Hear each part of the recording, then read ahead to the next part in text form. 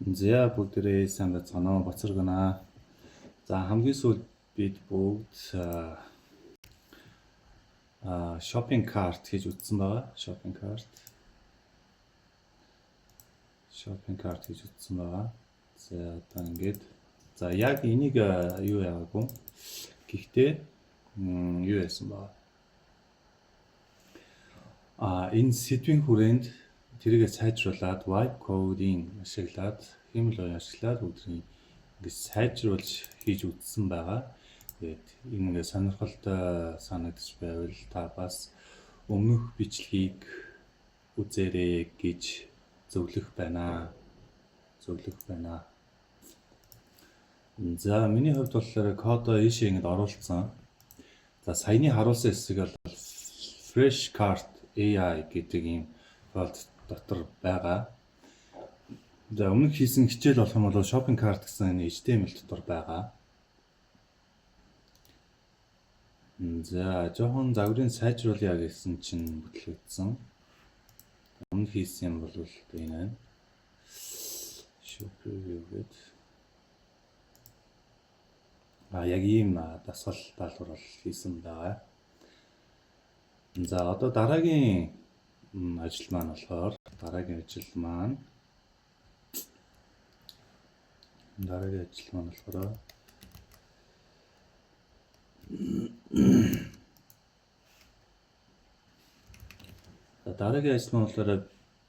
design a photography exhibit гэж. Энэ болохоор гэрэл зургийн үзэсгэлэн загварчлах идеалтай ажил байна. За бүгдээрээ одоо энийг хамтдаа хийцгээе. За photography exhibition гэдэг. За ямар хөө төслөө гэдгийг бүгдээр кларцгаая. Like and view detail гэдэг дэлгэрэнгүй рүү орч болох юм байна. За Tailwind CSS utility class-ыг ашиглана гэдэг чинь. За зургууд нь саяны харсан 3 зураг бол тэр 3 зураг дээр байгаа юм байна. За нийт хичнээн даалгавар байна. За 8 юм байна. Гэхдээ шалгах нь 18 зүйлээр шалгах юм байна.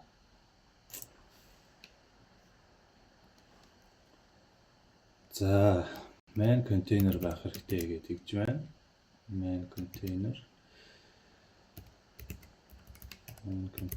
байх хэрэгтэй гэж байна. За энэ маань class main container байх юм байна. За main container маань ийм классууд байх юм байна. За ямар классууд гэхээр grid байх юм байна. Grid. За grid calls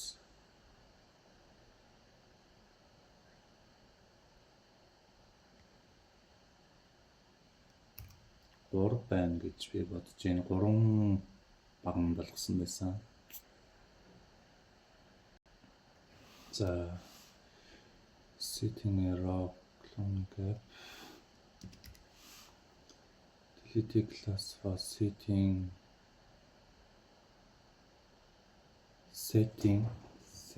a row. Тэгэхээр grid row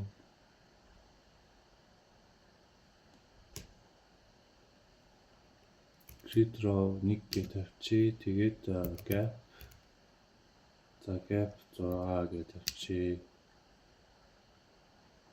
За ингээд нэг бичээд үзээд явъя.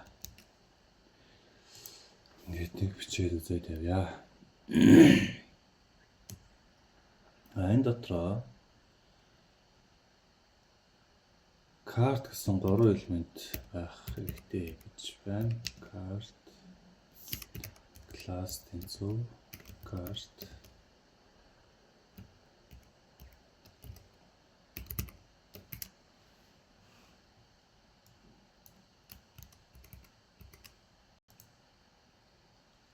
За карт болгоно нь plus the rounded border гэж байна. Тэгэхээр border класс дотроо бичнэ border. За border 3 гэж нэг тавиад үзье. Тэгээд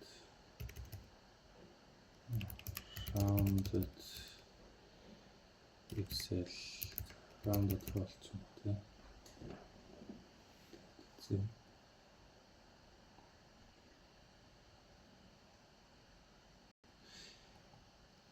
За би эндээс нэг зүйлийг харахыг хүсэж байна. За shopping cart гэдэг дээр H2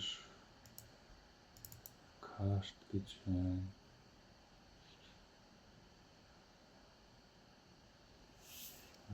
За энэ картыг одоо ингэ бичсэн бол энд бас юу байдаг болов гэж би бодож байсан.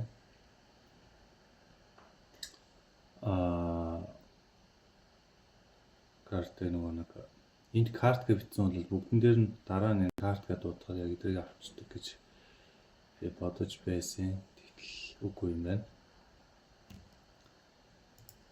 Тухай бүрт элемент болгон дээр бичиж өгд юм байна.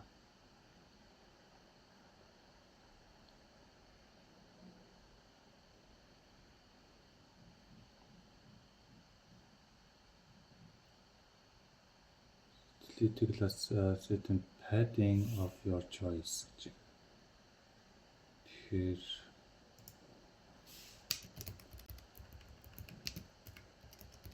padding за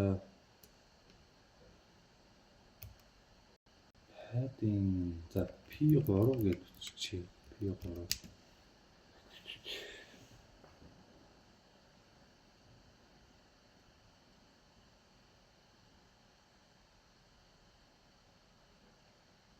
source байна. Дотроо img source байх юм байна. За эхний source нь нөгөө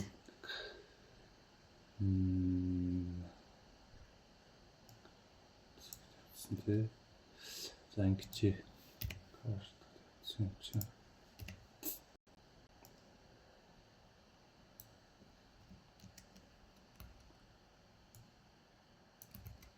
ингээд авч тэгэнгүүтээ бүгдээрээ одоо source аваад чи source за дараагийн source юу болчихоо энд болно source-ийн дараагийн source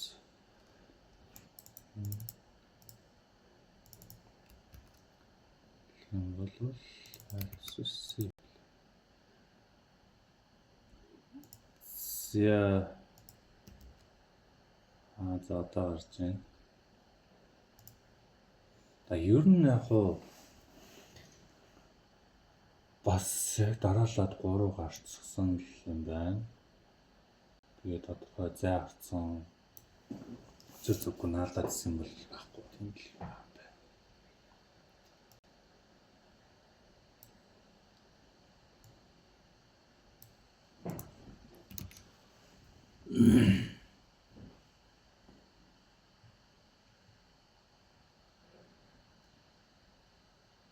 За текстний энэ number source alt textтэй байх хэрэгтэй гэж байна.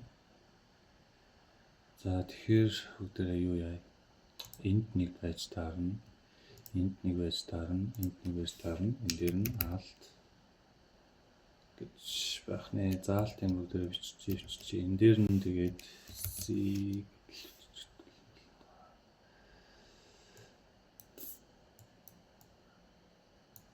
ингээд шууд юу аваад байна? Шинэ мөр аваад байна. Тэр alt дээр нь alt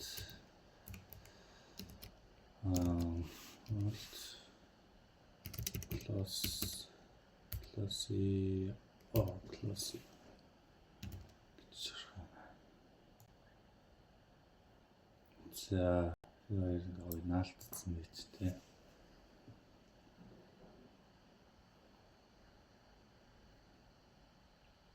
Then element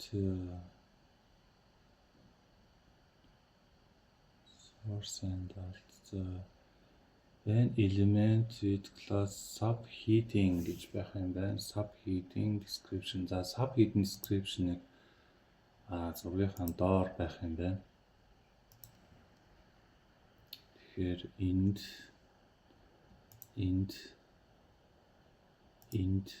гэсэн үг. Тэгэхээр subheading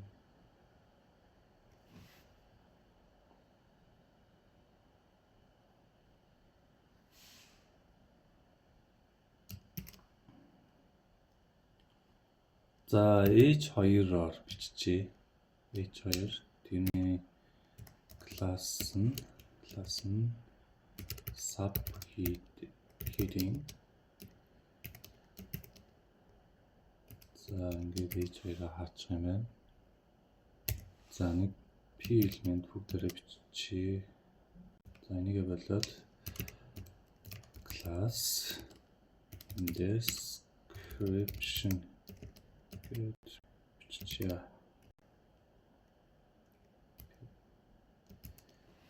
Окей.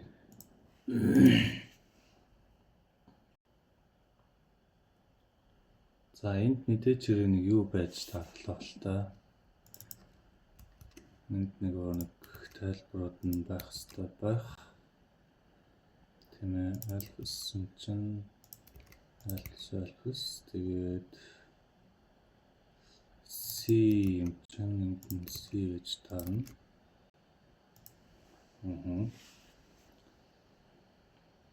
За each of your image elements should have a utility class for setting around the borders of your choice. За image маань class байх хэрэгтэй гэсэн үг. За энэ дээр бүгдөө туршаад үзье. Class rounded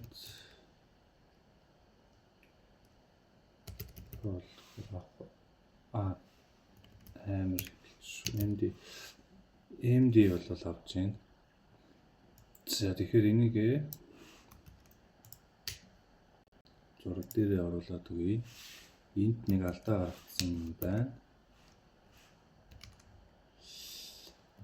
гаргасан байна. Класс яа. За бүгд одоо ингэж зурагтай тавилаа. Зурагтай, гарчигтай, тайлбартай боллоо.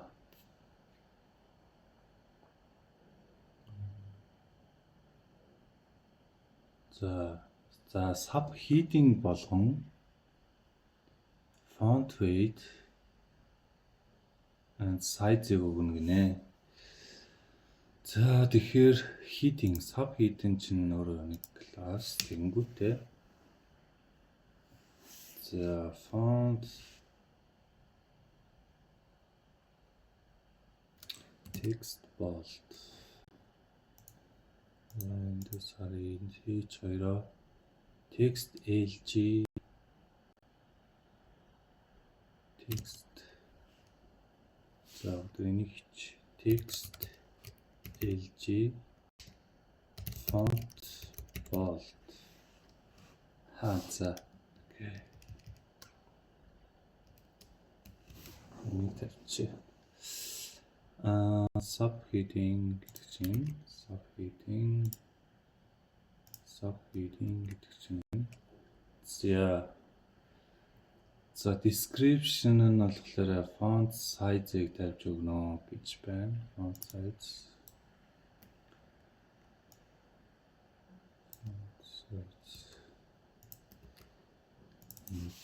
MD эсвэл SM за